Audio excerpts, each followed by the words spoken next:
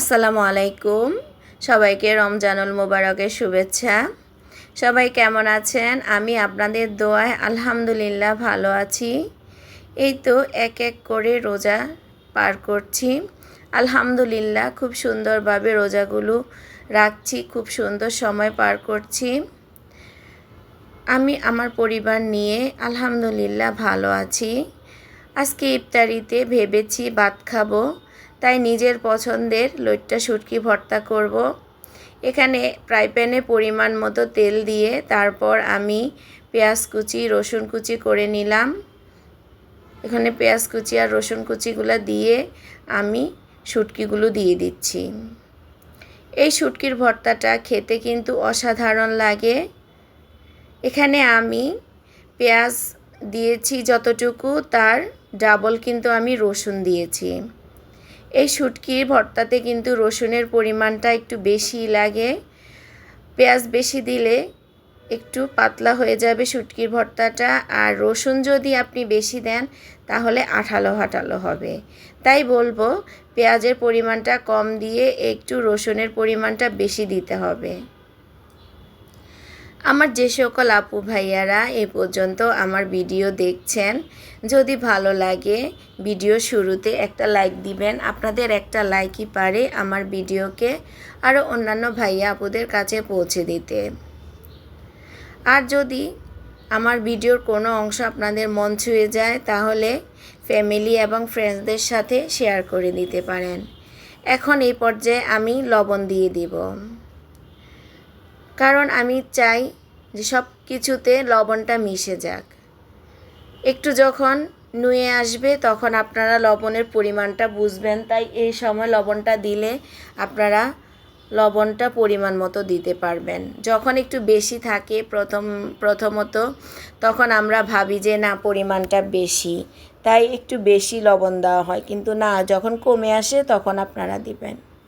তারপর অন্য সাইডে আমি এখন আমার পছন্দের আরেকটা খাবার রান্না করছি। এখানে আমি পাতিলে পরিমাণ মতো তেল দিয়ে তারপর পেঁয়াজ কুচি আর কাঁচামরিচ কুচি দিয়ে নিলাম। এখন আমি রসুন বাটা, আদা বাটা আর জিরা বাটা দিয়ে দিব।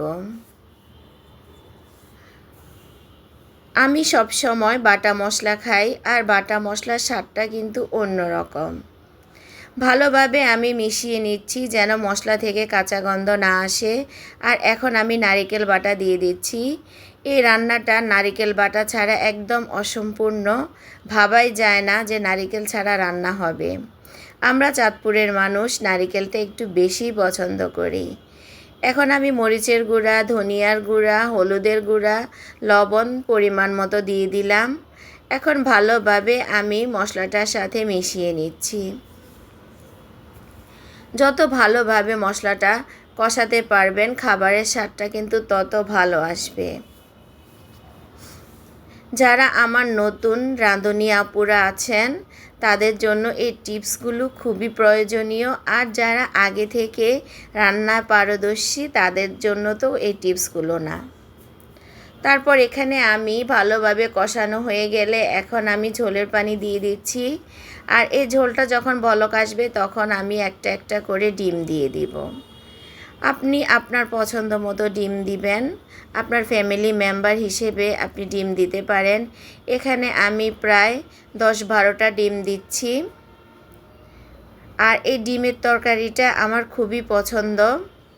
এই ডিমের তরকারিটা হলে আমার আর কিছুই লাগে না।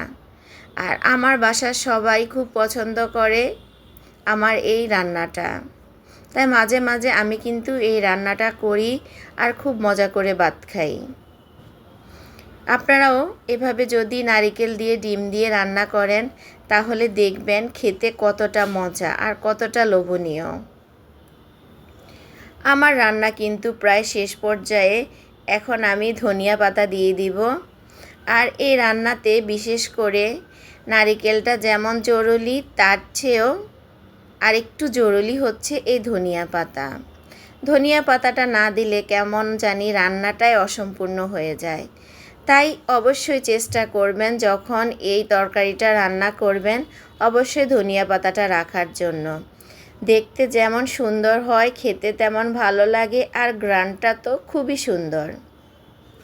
আমার প্রিয় আপুরা, আপনাদের যদি কোনো চ্যানেল থাকে তাহলে প্লিজ আমার ভিডিওর নিচে একটা কমেন্টস করে যাবেন।